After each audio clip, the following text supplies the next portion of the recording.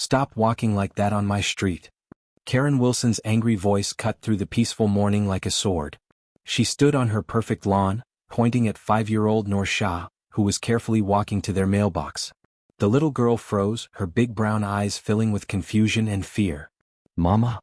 Noor called out softly, her voice trembling. Amna Shah rushed outside, her FBI training immediately telling her this woman spelled trouble. Big, dangerous trouble. "What's the problem?" Amna asked, stepping protectively in front of her daughter. "The problem?" Karen's face turned red with rage. "Look at how that child walks. It's unnatural. Disturbing. This is a quality neighborhood and we don't allow abnormalities here." The Shah family had moved to Maple Grove just 3 days ago. Amna had chosen this quiet neighborhood carefully, thinking it would be perfect for Noor. Safe streets, good schools, a playground nearby, and what she thought would be kind neighbors. She was terribly wrong about the neighbors. "My daughter has a medical condition that affects how she moves," Amna explained calmly, though anger was building inside her chest like fire. "She's not hurting anyone. She's hurting my property values." Karen snapped back. "I'm the HOA president of this community, and I maintain standards here. High standards. Her condition doesn't meet those standards." Little Noor peeked out from behind her mother's legs. She was small for her age, with beautiful dark hair and the sweetest smile. Her neurological condition made her movements slower and more deliberate than other children. She had to think about each step, each movement, but she never let it stop her from trying to live a normal, happy life. "Why is the mean lady yelling at me, Mama?" Noor whispered, tears starting to form in her innocent eyes.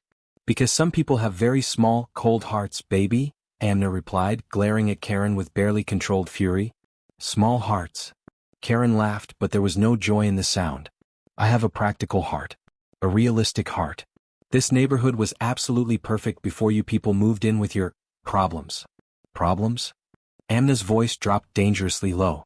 Mrs. Khan, the kind elderly woman who lived next door, came outside when she heard the shouting. "Karen, what on earth is all this noise about?" "I'm handling a serious violation," Karen announced dramatically. "This child was walking abnormally on our pristine sidewalks. It's creating a disturbing atmosphere for the other residents." "What's wrong with a child walking?" Mrs. Khan asked, genuinely confused by Karen's bizarre complaint. "Everything." Karen exploded. "Look at how she moves. Slow, weird, unsteady. It's not normal. Normal children don't walk like that. Normal children fit in properly with civilized society." Across the street, 16-year-old Ali Martinez was walking his golden retriever when he heard the commotion. He knew Karen Wilson well. She had been making everyone's life miserable for years with her endless complaints and ridiculous rules. But this seemed much worse than her usual nastiness. "Since when is it illegal for kids to walk outside?" Ali called out, genuinely puzzled. "Since I decided it disrupts community harmony." Karen shouted back, her voice getting shriller. "This is my neighborhood, and I decide what's acceptable." Ali pulled out his smartphone, something telling him he should record this interaction. Karen's behavior seemed more unhinged than usual. Karen noticed the phone immediately and became even more enraged. "Put that device away right now. This is official HOA business." "This is a public sidewalk," Ali replied calmly, making sure to hit the record button. "Public means everyone can see. Listen here, you disrespectful little brat." "Karen."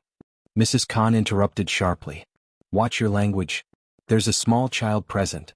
Karen looked down at little Noor, and instead of feeling shame for her behavior, her face twisted with even more hatred. "That child needs to learn about rules. Real rules.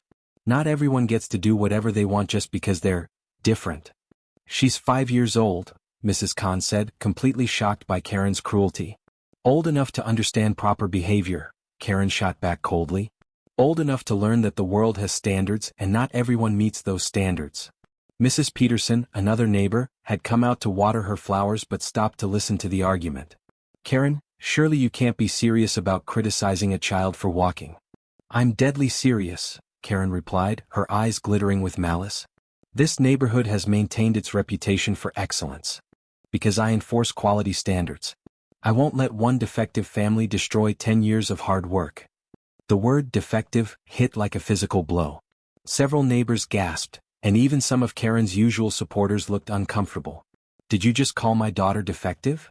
Amna's voice was deadly quiet now, her FBI training the only thing keeping her from losing complete control.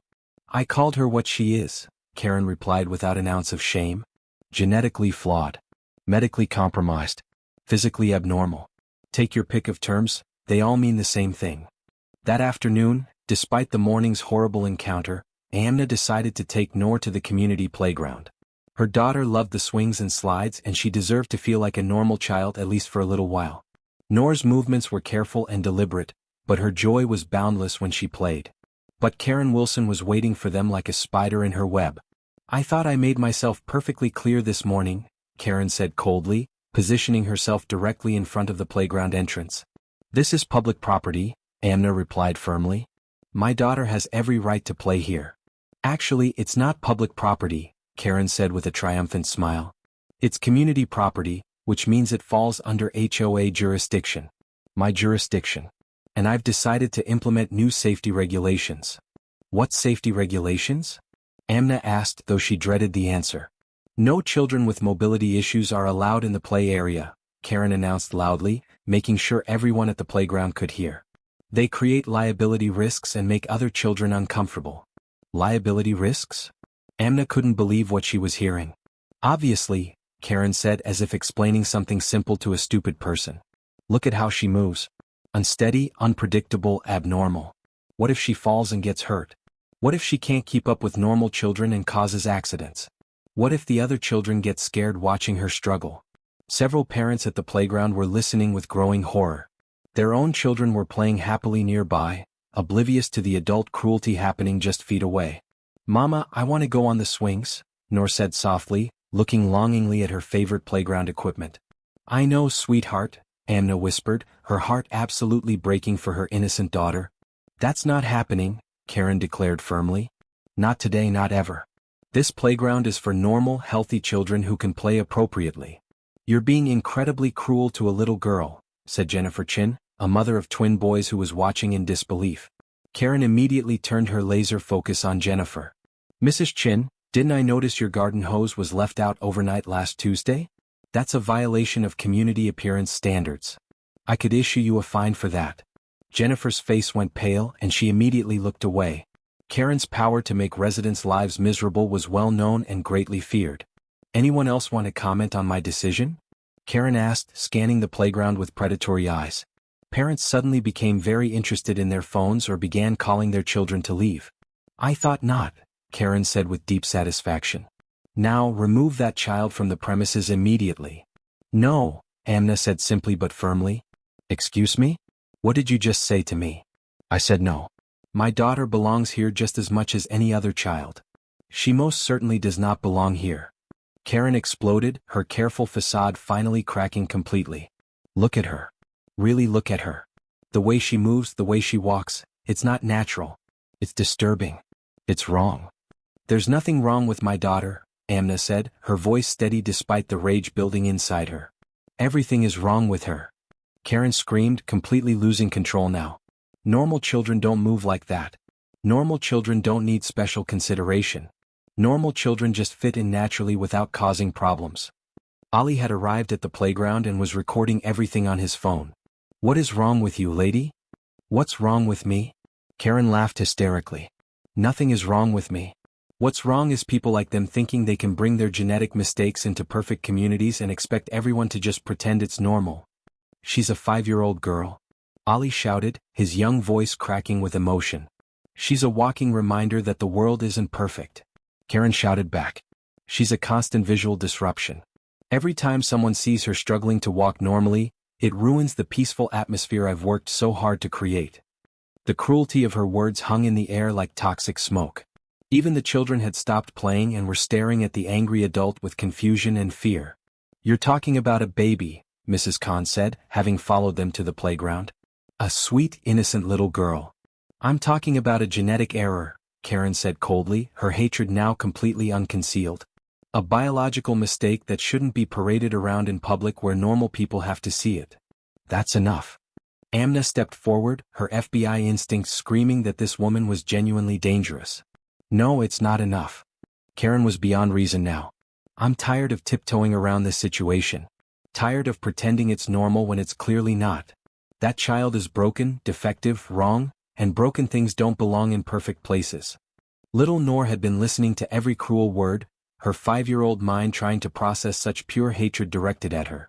Tears streamed down her small face as she began to understand that this mean lady hated her for something she couldn't help. "Why does she hate me, Mama?" Noor sobbed. "What did I do wrong?" "You didn't do anything wrong, baby," Amna said, kneeling down to hug her daughter. "Some people are just very sick inside." "I'm not sick," Karen screamed. "She's the sick one. Look at her. Can't even walk properly. Probably can't think properly either. The whole family is probably defective." That was the final straw. Amna stood up slowly, her training taking over completely. "Stay away from my daughter." "Or what?" Karen challenged, stepping closer with malicious intent. "You'll call the police? I am the authority here. I decide who belongs and who doesn't. And your freak daughter definitely doesn't belong." Ali made sure his phone captured every word of Karen's hateful rant. "Did you just call a little kid a freak?" "I called her exactly what she is," Karen said without a trace of shame. "A genetic freak. A biological mistake. A walking example of everything that can go wrong." "You're completely insane," Ali said, making sure to get a clear shot of Karen's face contorted with hatred. "I'm completely realistic," Karen replied. "That child is defective, broken, wrong. And broken things contaminate perfect things if you let them stay too long." That evening, despite all of Karen's threats and psychological torture, Amna found 3 official-looking violation notices taped to her front door. Violation: allowing disabled child in common areas without proper supervision, $75 daily fine. Violation: child creating unusual walking patterns that disturb community peace, $50 daily fine. Violation: failure to control family members' abnormal movements, $100 daily fine. Amna stared at the papers in complete disbelief. This woman was actually trying to fine them for Noor's medical condition, for the way her daughter moved, walked, and existed in the world. The next morning, Karen was waiting by their mailbox like a predator stalking prey. "I see you haven't paid your fines yet," Karen said with false sweetness that fooled no one. "These aren't legitimate violations," Amna replied, holding up the ridiculous papers. "They're whatever I say they are," Karen said, dropping all pretense of civility. "I run this neighborhood with absolute authority. And I've decided your family is incompatible with our community standards." "What standards are those exactly?" "Standards of normalcy," Karen said simply. "Standards of genetic perfection. Standards of visual harmony. Your daughter fails all of them spectacularly. She's a beautiful, innocent child." "She's a genetic accident," Karen corrected coldly. "A biological error that nature should have prevented. And errors don't belong in perfect places." Mrs. Khan came outside, having heard the raised voices again. "Karen, how can you say such horrible things about a little girl?" "Because they're true." Karen exploded. "Look at her. Really look at her. The way she moves, the way she struggles with simple walking, it's not normal. It's disturbing. It reminds everyone that genetics can fail. She has a medical condition. She has a genetic defect." Karen interrupted. "And defects are contagious in a way. They make people uncomfortable. They remind everyone of weakness and imperfection. I won't have that in my neighborhood." Ali had been walking to school but stopped when he heard Karen's voice getting louder. He immediately started recording again. "You're seriously mentally ill," he told Karen. "I'm seriously committed to excellence," Karen shot back. "This neighborhood represents the pinnacle of suburban perfection. Every house, every lawn, every family has been carefully maintained to meet the highest standards. Then they show up with their broken child and expect everyone to just accept the contamination." "Contamination." Mrs. Khan was horrified. "Yes, contamination," Karen said firmly. "Genetic imperfection is like a virus. It spreads. People see it and start thinking it's acceptable. Standards drop. Excellence dies. I won't let that happen." "You're talking about a 5-year-old girl?" Ali said, his voice shaking with anger. "I'm talking about a walking example of biological failure," Karen replied without hesitation. "And failures need to be removed before they corrupt the perfect system." "What do you mean removed?" Amna asked, her FBI instincts screaming danger signals. Karen smiled and the expression was absolutely chilling. "I mean solved. Permanently. One way or another, that genetic mistake will stop polluting my perfect neighborhood." "Are you threatening my child?" "I'm promising you results," Karen said quietly, her eyes glittering with malice. "Problems always have solutions. Even genetic problems." That afternoon, Amna made the difficult decision to take Noor to the playground one more time. Her daughter deserved to feel normal, to play like other children, to experience joy despite the hatred surrounding them. But Karen Wilson was waiting with the patience of a hunting predator. "I specifically told you yesterday that this child is banned from the playground," Karen said, blocking their path with her body. "And I told you this is public property where all children are welcome," Amna replied, though her hand instinctively moved to her concealed weapon. "Nothing about that child is normal or welcome," Karen said loudly, making sure every parent in the area could hear. "Look at how she moves. Look at how she struggles. It's painful to watch. It's disturbing for normal children to see." Other parents were indeed watching now, some with sympathy, others with the uncomfortable fear that Karen might turn her attention to their families next. "She's not disturbing anyone," Jennifer Chin said quietly, trying to support Amna without making herself too much of a target. "She's disturbing me," Karen screamed. "Every time I see her trying to walk normally and failing, it ruins my entire day. Every time I watch her struggle with basic movements, it reminds me that genetics can create monsters." "Monsters?" Several parents gasped at the word. "Yes, monsters." Karen was completely unhinged now. Genetic monsters. Biological freaks. Walking reminders that nature makes mistakes. Little Noor was crying harder now, overwhelmed by the adult hatred she couldn't understand. "Mama, why does she keep calling me bad names?"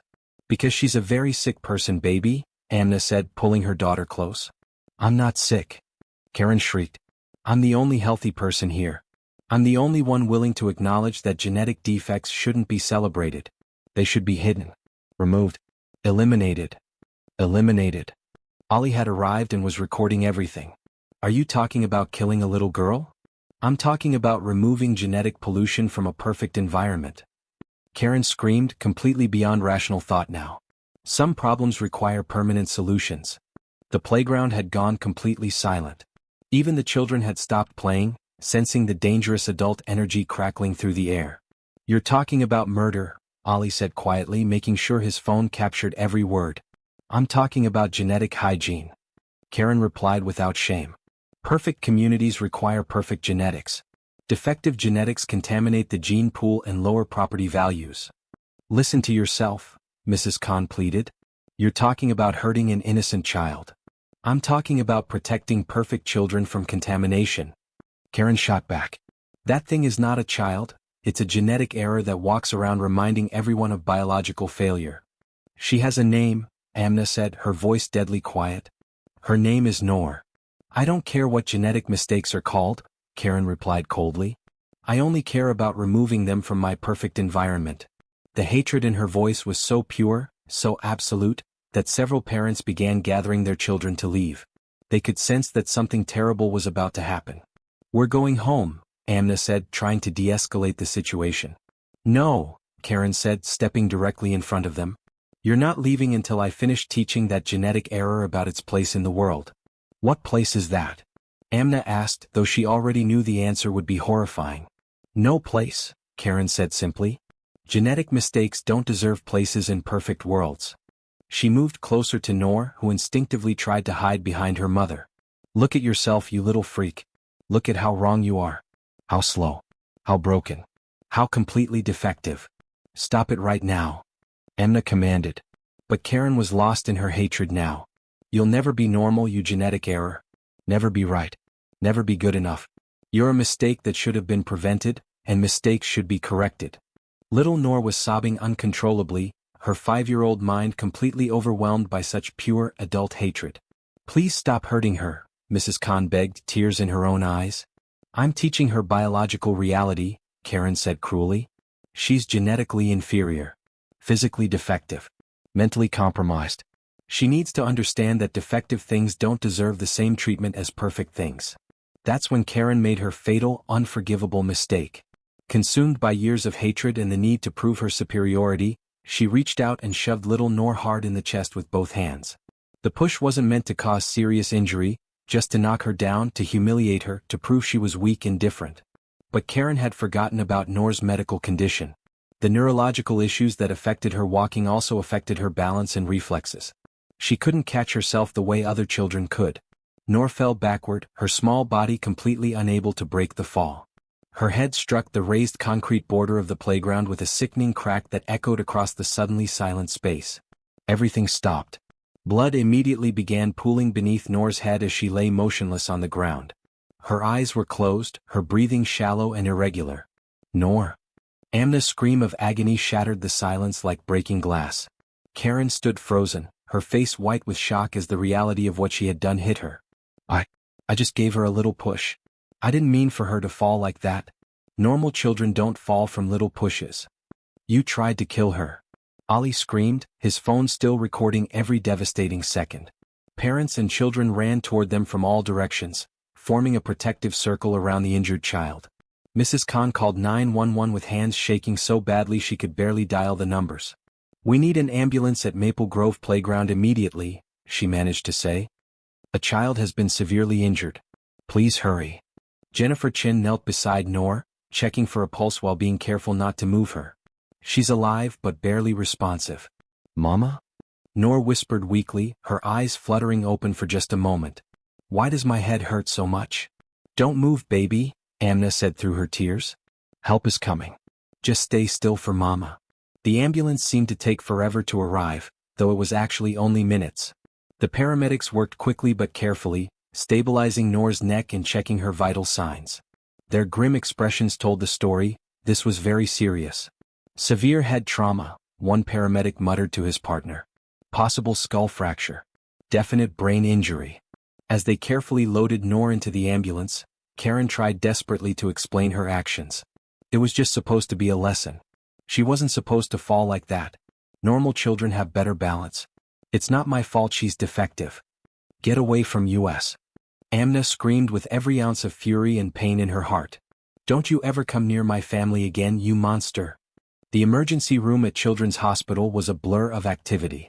Doctors and nurses worked frantically to assess Noor's injuries while Amna paced the hallway, her heart breaking with every passing minute. Dr. Martinez finally emerged from the trauma room with news that shattered Amna's world. Your daughter has suffered severe traumatic brain injury. There's significant swelling and we're concerned about permanent damage. The next 72 hours will be critical. Amna collapsed into a chair, the full weight of Karen's cruelty hitting her like a physical blow. Her beautiful, innocent daughter was fighting for her life because of one woman's hatred and bigotry. Can I see her? Amna whispered. She's being moved to the pediatric ICU. You can sit with her, but she's unconscious and will be for some time. The ICU was a maze of machines and monitors, all working to keep Noor alive. She looked impossibly small in the hospital bed, surrounded by tubes and wires.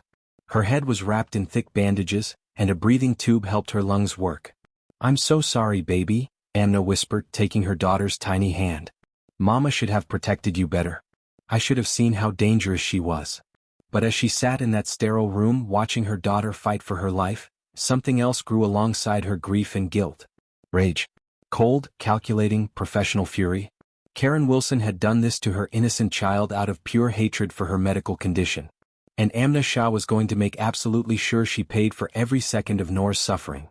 The next morning, Amna called her FBI partner, Agent Omar Rivera. I need a complete background check on Karen Wilson, HOA president of Maple Grove subdivision. Personal or professional interest? Omar asked, hearing something dangerous in his partner's voice. Someone tried to murder my daughter yesterday. Omar's voice immediately turned cold and professional. He had met Noor many times and adored her sweet spirit. I'll have a complete dossier on your desk in 2 hours. The file revealed the ugly truth about Karen Wilson's pattern of escalating hatred and control. Dozens of harassment complaints from neighbors over the years. Multiple threats of legal action over trivial issues. A battery charge from 6 years ago that was dropped when the victim moved away rather than face continued harassment. Most disturbing were the online forum posts Omar had uncovered, where Karen had written extensively about genetic purity and biological hygiene in suburban communities. Her hatred wasn't just personal, it was ideological. Karen Wilson was a predator who had been using her HOA position to terrorize anyone who didn't meet her twisted standards of perfection. But this time she had picked the wrong family to destroy. Detective Sarah Saeed reviewed the evidence with the thoroughness of someone who had seen too much human cruelty. Ali's video was devastating. It clearly showed Karen's verbal assault, her deliberate physical attack, and the horrifying moment when Noor's head struck the concrete. This is attempted murder, Detective Saeed said grimly. At minimum, it's aggravated assault with intent to cause great bodily harm, plus hate crime enhancements. What about the disability angle? Emna asked. She specifically targeted my daughter because of her medical condition. That makes it a federal hate crime, Saeed confirmed. Her own recorded words make it crystal clear this was motivated by disability bias. The FBI will want this case. Karen's arrest came at dawn 2 days later. Police surrounded her house at 6 a.m., and she answered the door in her bathrobe, still somehow believing her position and wealth would protect her from consequences. Karen Wilson, you're under arrest for attempted murder, aggravated assault, hate crimes, and violation of civil rights. This is absolutely ridiculous, she protested as they handcuffed her. It was an accident. I was just trying to teach her a lesson about knowing her place. It's not my fault she's genetically defective. But the neighborhood she thought she controlled had completely turned against her. Residents who had lived in fear of her harassment for years finally found their voices. Good, Mrs. Khan said loudly from her front yard. She should have been arrested years ago for what she's done to this community. It's about time, called out Mr. Garcia. She's been terrorizing families here for a decade. As Karen was led to the police car, she looked around desperately for any sign of support. But every neighbor who emerged from their houses wore expressions of relief, satisfaction, or outright celebration. The community she thought she ruled with fear had been liberated by her downfall. Back at the hospital, news of Karen's arrest brought Amna a moment of grim satisfaction. But her focus remained entirely on the small figure in the ICU bed, fighting the most important battle of her young life. Justice is coming, baby, she whispered to unconscious Noor. The mean lady can never hurt you or anyone else again. The community response was overwhelming and immediate. Mrs. Khan organized meal trains, bringing fresh, homemade food to the hospital for Amna every day. Ali's video had gone viral worldwide with the hashtag #JusticeForNoor, generating millions of views and an outpouring of support. A GoFundMe campaign for Noor's medical expenses raised over $200,000 in the first week. Letters, cards, and gifts poured in from around the globe, all expressing love and support for the brave little girl whose story had touched so many hearts. Look, Noor, Amna said softly, showing her unconscious daughter a card covered in colorful crayon drawings. Children from a school in Japan drew pictures for you. And here's one from kids in Brazil. The whole world is sending you love. On the third day, Noor's eyes fluttered open for the first time since the attack. She couldn't speak because of the breathing tube, but her gaze found her mother's face and tracked her movement. Hi, baby, Amna whispered through her tears. Mama's here. You're going to be okay. The trial began 4 months later, after Noor had been moved out of intensive care but was still undergoing intensive rehabilitation. Karen sat at the defendant's table, her usual arrogance completely gone, replaced by desperate fear as she faced the possibility of life in prison. Her expensive legal team argued that it was a tragic accident, that Karen never intended to cause serious harm. But the evidence against her was overwhelming and damning. Amna took the witness stand, her voice steady despite the emotional pain of reliving that horrible day. My daughter is fighting to relearn how to walk, how to speak, how to think clearly, because the defendant decided she didn't deserve to exist in our neighborhood. Nor wasn't hurting anyone. She was just a 5-year-old girl who wanted to play on the swings. The jury watched Ali's video in complete, horrified silence. They heard Karen's hateful words, witnessed her escalating threats, and saw the moment she deliberately pushed a disabled child to the ground. When Noor's weak voice echoed through the courtroom saying, "Why does she hate me, Mama?" several jurors openly wept.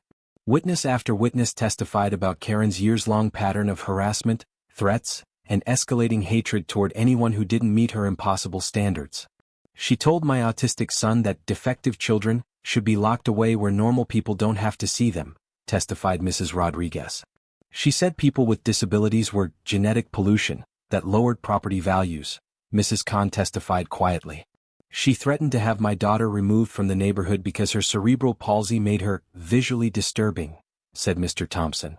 The prosecution painted a clear, undeniable picture. Karen Wilson was a hate-filled predator who had used her position of power to terrorize vulnerable families for years. When she encountered a disabled child who couldn't be intimidated into hiding, she escalated to violence. The defense's attempts to portray Karen as a misunderstood community leader fell completely flat in the face of overwhelming evidence of her calculated cruelty. The jury deliberated for only 90 minutes. On the charge of attempted murder, guilty.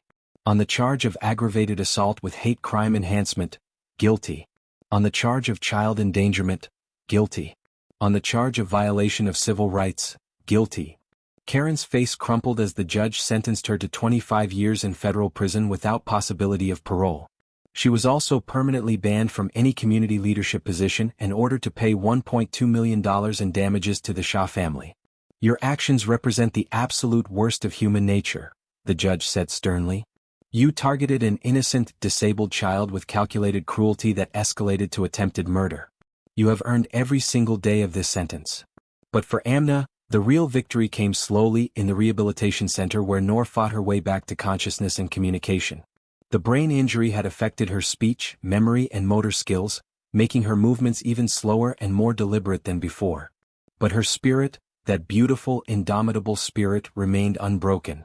Mama, she said clearly for the first time since the attack, 3 weeks after the trial ended. Amna burst into tears of pure joy, holding her daughter gently. I'm here, sweetheart. I'm always here. Did the mean lady go away forever? Yes, baby. She went away forever and she can never hurt you or anyone else again. Recovery was long, difficult, and sometimes heartbreaking. Noor had to relearn basic skills like walking, speaking clearly, and remembering simple things. But she approached every challenge with the same gentle determination that had always defined her character. The neighborhood transformed completely in the aftermath of Karen's conviction. Mrs. Khan was unanimously elected as the new HOA president, and her first official act was to eliminate every one of Karen's punitive rules and regulations. The playground was completely renovated and officially renamed Noor's Haven, with new equipment specifically designed to be accessible and welcoming for children of all abilities. A memorial garden was planted nearby, filled with flowers chosen because they were Noor's favorites. Ali used the massive attention from his viral video to establish a national foundation dedicated to fighting bullying and discrimination against disabled children. He traveled to schools across the country, sharing Noor's story and teaching students about acceptance, kindness, and the courage to stand up for others. Real heroes come in all shapes and sizes, he would tell students. Sometimes they're 5 years old and walk a little differently. Sometimes being a hero just means being brave enough to exist in a world that doesn't always want you there. 1 year after the attack, Noor took her first independent steps since the brain injury, using a walker for support. Her favorite stuffed animal was tucked under her arm, and her giggle, quieter and more careful than before, but still absolutely magical, echoed through the playground that now bore her name. Look, Mama, she called out proudly, her speech slow but clear. I'm walking to the swings all by myself. Amna watched with tears of joy and pride streaming down her face. Her daughter was a warrior, a survivor, a beacon of hope who had transformed an entire community simply by refusing to let hatred destroy her spirit. Children ran up to Noor from all directions, offering flowers they had picked from the memorial garden. She accepted each gift with a smile that could illuminate the darkest corner of the world. Thank you, she said softly, her words deliberate but warm. They're so pretty. As the sun set over Maple Grove, Amna walked slowly beside Noor as she made her way home with her walker. The street was lined with flowers that neighbors had planted in her honor. Front yards that had once displayed Karen's threatening violation notices now showed signs reading, "All children welcome here," and "Love lives in this neighborhood." Mama, Noor said softly as they reached their house, looking at the wheelchair ramp that no one would ever again call a violation. I really like our neighborhood now. Me too, baby, Amna replied, looking around at the community that had been transformed by her daughter's courage. Me too. Karen Wilson's name became a cautionary tale whispered in parenting groups and neighborhood associations across the country. Don't be a Karen Wilson. Choose love over hatred. Choose inclusion over exclusion. Choose hope over fear. But Noor's name became something far more powerful and lasting, a symbol of resilience, courage, and the unbreakable strength of the human spirit in the face of pure evil. Her story spread far beyond Maple Grove, inspiring